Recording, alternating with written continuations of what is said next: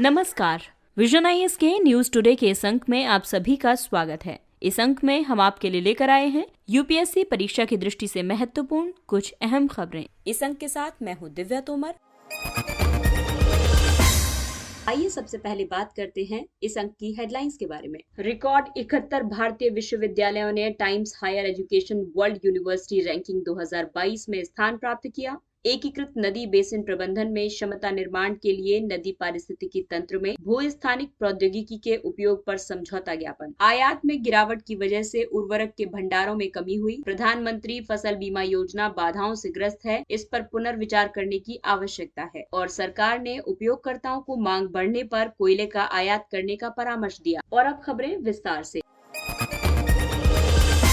इस अंक की पहली खबर पेपर 2 के सामाजिक क्षेत्र या सेवाओं, स्वास्थ्य, शिक्षा, मानव संसाधन के विकास और प्रबंधन से संबंधित मुद्दे टॉपिक से है। रिकॉर्ड 71 भारतीय विश्वविद्यालयों ने Times Higher Education World University Ranking 2022 में स्थान प्राप्त किया है। ये रैंकिंग में पिछले 63 वर्षों में अर्जित एक महत्वपूर्ण सुधार है, लेकिन इनमें से किसी ने भी शीर्ष 300 की सूची में स्थान प्राप्त नहीं किया है। भारतीय विज्ञान संस्थान बेंगलुरु भारत का शीर्ष रैंक वाला संस्थान है। प्रतिष्ठा विशेष रूप से अंतर्राष्ट्रीय सह लेखकत्व सहित प्रकाशन एवं साइटेशन प्रमुख क्षेत्र है, जहां भारत ने प्रगति की है। आइए बात करते हैं भारत के उच्चतर शिक्षा क्षेत्र की। 51,649 संस्थानों और 37.6 मिलियन छात्रों के साथ भारत विश्व की सर्वाधिक विशाल उच्चतर शिक्षा प्रणालियों में से एक है। भारत का लक्ष्य मौजूदा 27.1% के सकल नामांकन अनुपात को वर्ष 2030 तक बढ़ाकर 50% करना है। ये क्षेत्र विभिन्न मुद्दों का सामना कर रहा है, जैसे संस्थानों की अवसंरचना की निम्न स्तरीय गुणवत्ता। इसके अलावा केवल 45.9% स्नातक ही रोजगार के योग्य हैं। कुल शिक्षा व्यय सकल घरेलू उत्पाद का केवल 3.1% है। इसमें से केवल 40% राशि ही उच्चतर शिक्षा के लिए आवंटित की जाती है। आइए अब आपको बताते हैं कि सरकार ने हाल ही में उच्चतर शिक्षा की दिशा में कौन से कदम उठाए हैं। वर्ष 2019 से 2024 के दौरान उच्चतर शिक्षा की गुणवत्ता और पहुंच में सुधार के लिए शिक्षा गुणवत्ता उन्नयन और समावेशन कार्यक्रम इक्विप आरंभ किया गया है। वर्ष 2022 तक शिक्षा में बुनियादी ढांचे और प्रणालियों को पुनर्जीवित करने की पहल को संचालित किया जा रहा है, जिसे राइज कहा जाता है। सामान्य विज्ञान में अनुसंधान परियोजनाओं के लिए उच्चतर शिक्षा संस्थानों के संकाय के वित्त पोषण के लिए विज्ञान में परिवर्तनकारी और उन्नत अनुसंधान के लिए योजना आरंभ की गई है।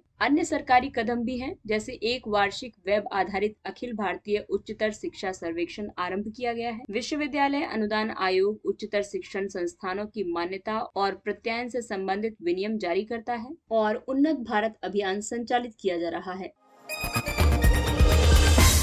अगली खबर पर्यावरण संरक्षण से। एकीकृत नदी बेसिन प्रबंधन में क्षमता निर्माण के लिए नदी पारिस्थितिकी तंत्र में भूस्थानिक प्रौद्योगिकी के उपयोग पर समझौता ज्ञापन हुआ। राष्ट्रीय स्वच्छ गंगा मिशन ने भूस्थानिक प्रौद्योगिकी का उपयोग करके एकीकृत नदी बेसिन प्रबंधन में क्षमता निर्माण को सुदृढ़ करने के लिए दक्षिण एशियाई उन्नत अनुसंधान एवं विकास संस्थान के साथ एक समझौता ज्ञापन पर हस्ताक्षर किए हैं। आइए अब आपको बताते हैं कि भारत के जल क्षेत्र में भूस्थानिक प्रौद्योगिकी का क्या अनुप्रयोग है। ये जल क्षेत्र के लिए भारतीय सुदूर संवेदन पोर्टल में उपयोगी है। Bhuvan water bodies ecosystem WBIS sensor से व्युत्पन्न जल निकायों की सूचनाओं का सतही जल निकायों के स्थानिक मानचित्र बनाने के लिए उपयोग किया जाता है। जलवायु और पर्यावरण अध्ययन के लिए राष्ट्रीय सूचना प्रणाली NICES राष्ट्रीय स्तर पर सटीक और दीर्घकालिक जलवायु डेटाबेस संतति प्रदान करता है। India water resources Infosystem dashboard के माध्यम से जल संसाधनों से संबंधित सूचनाओं के साथ साथ जल संसाधन परियोजनाओं पर मॉड्यूल और भौगोलिक सूचना प्रणाली यानी GIS लेयर संपादन के लिए उपकरण शामिल हैं। इसके अलावा जल जीवन मिशन के तहत जलापूर्ति और सीवेज अवसंरचना का GIS मानचित्रण करने के लिए उपयोगी है। इसके अलावा नमामि गंगे परियोजना के तहत आधार मानचित्र और 3D मॉडल तैयार करने में उपयोगी होगा। बांध पुनरुद्धार और सुधार परियोजना यानी DRIP बांध स्थल के चयन और प्रगति की निगरानी के लिए सुदूर संवेदन तथा GIS तकनीक का प्रयोग किया जा रहा है। है। राष्ट्रीय नदी अंतरयोजन परियोजना यानी नेशनल रिवर लिंकिंग प्रोजेक्ट में मानसून और गैर मानसून मौसम के दौरान नदियों की विशेषताओं को समझने में भूस्थानिक प्रौद्योगिकी काफी महत्वपूर्ण रहेगी। भूस्थानिक प्रौद्योगिकी की बात करें तो ये किसी लक्षित ऑब्जेक्ट को ट्रैक करने और उसे किसी विशिष्ट स्थान पर संदर्भित करने की अनुमति प्रदान करती है। ये भौगोलिक सूचना प्रणाली सुदूर संवेदन, कृत्रिम बुद्धिमत्ता, इंटरनेट ऑफ थिंग्स आदि का उपयोग करके पृथ्वी की वास्तविक भौगोलिक जानकारी का अध्ययन करने में सहायता करती है।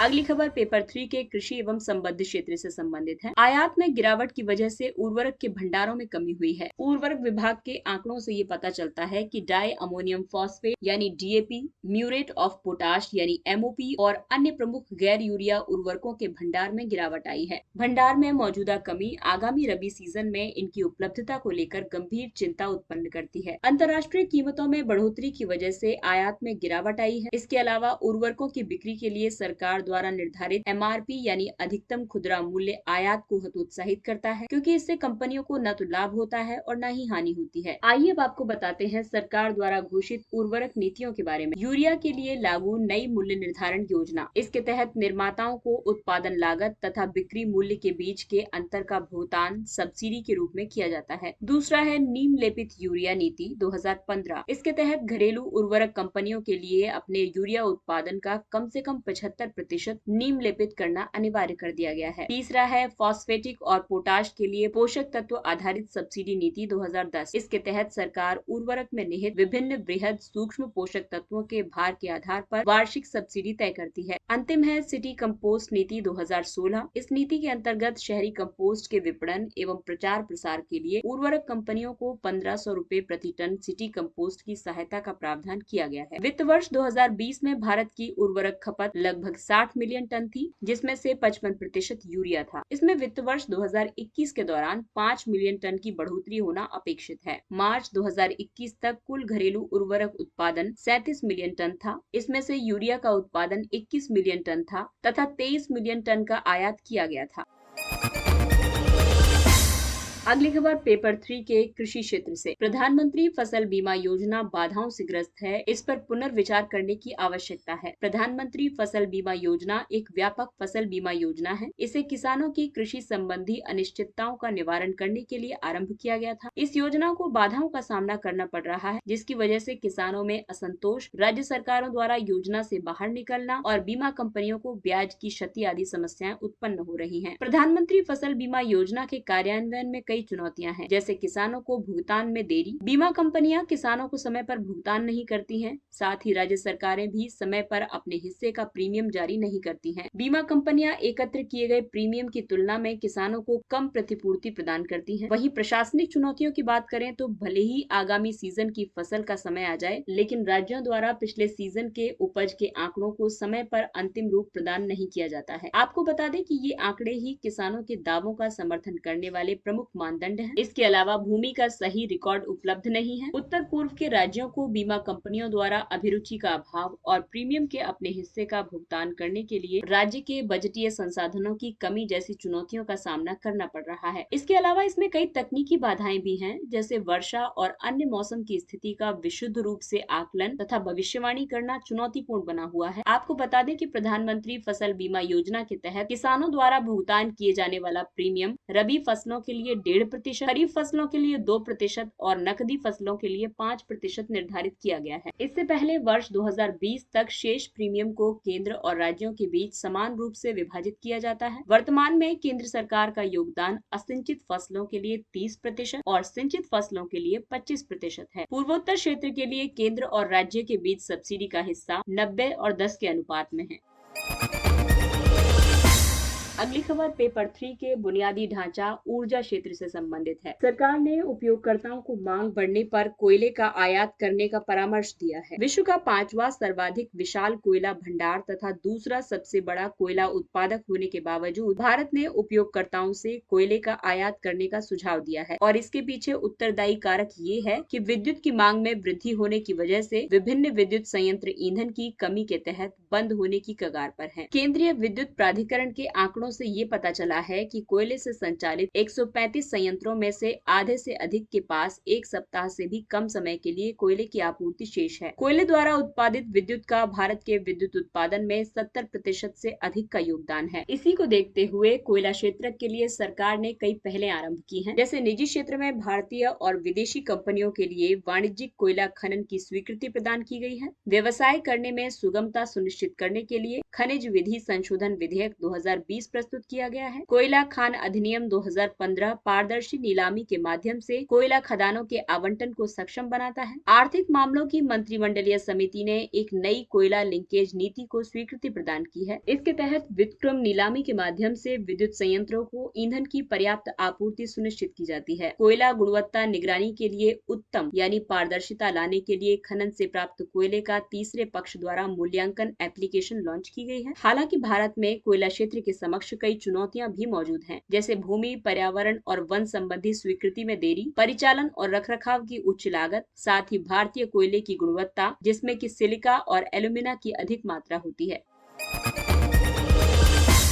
आइए अब बात करते हैं कुछ अन्य महत्वपूर्ण सुर्खियों की। SDR विशेष आहरण अधिकार। हाल ही में अंतर्राष्ट्रीय मुद्रा कोष ने भारत को 12.57 बिलियन के विशेष आहरण अधिकार का आवंटन किया है। SDR एक अंतर्राष्ट्रीय आरक्षित संपत्ति है। इसे IMF द्वारा वर्ष 1969 में अपने सदस्य देशों के आधिकारिक भंडार के लिए एक पूरक के रूप में सृजित किया गया था। SDR की कीमत का निर्धारण SDR बास्केट में शामिल 5 मुद्राओं के आधार पर किया जाता है, जिनमें अमेरिकी डॉलर, यूरो, चीनी रेनमिनबी, जापानी येन और ब्रिटिश पाउंड स्टर्लिंग शामिल है। ये न तो कोई मुद्रा है और न ही IMF पर दावा है, बल्कि ये IMF सदस्यों की स्वतंत्र रूप से प्रयोग करने योग्य मुद्राओं पर एक संभावित दावा है। Peer to peer lending P2P। Bharat में P2P निवेश उद्योग के अनुमान के अनुसार ये क्षेत्र वर्ष 2023 तक बढ़कर $5 बिलियन तथा वर्ष 2050 तक वैश्विक स्तर पर लगभग $1 ट्रिलियन पहुंच जाएगा। P2P एक ऑनलाइन ढांचा है। ये मध्यस्थों की उपस्थिति के बिना ऋणदाताओं और ऋणग्राहियों को एक ऑनलाइन मंच प्रदान करता है। ये ऋणग्राहियों को कम ब्याज दर की सुविधा प्रदान करता है और साथ ही कम ऊपरी लागत व्यय की वजह से निवेशकों को उच्च प्रतिफल उपलब्ध करवाता है। भारत में P2P उत्पादों को एक प्रकार की गैर बैंकिंग वित्तीय कंपनी के रूप में RBI द्वारा विनियमित किया जाता है। रैपिड अभ्यास। ये रूसी सशस्त्र बलों द्वारा संचालित किए जाने वाले थिएटर स्तर के अभ्यासों में से एक है। इस सैन्य अभ्यास में मुख्य रूप से आतंक रोधी ऑपरेशन पर ध्यान केंद्रित किया जाएगा। अभ्यास के लिए रूस द्वारा 17 देशों को आमंत्रित किया गया है। इसमें प्रत्यक्ष रूप से भाग लेने वाले 9 देश और पर्यवेक्षक के रूप में 8 देश शामिल होंगे। भारत प्रत्यक्ष रूप से भाग लेने वाले देशों में से एक है।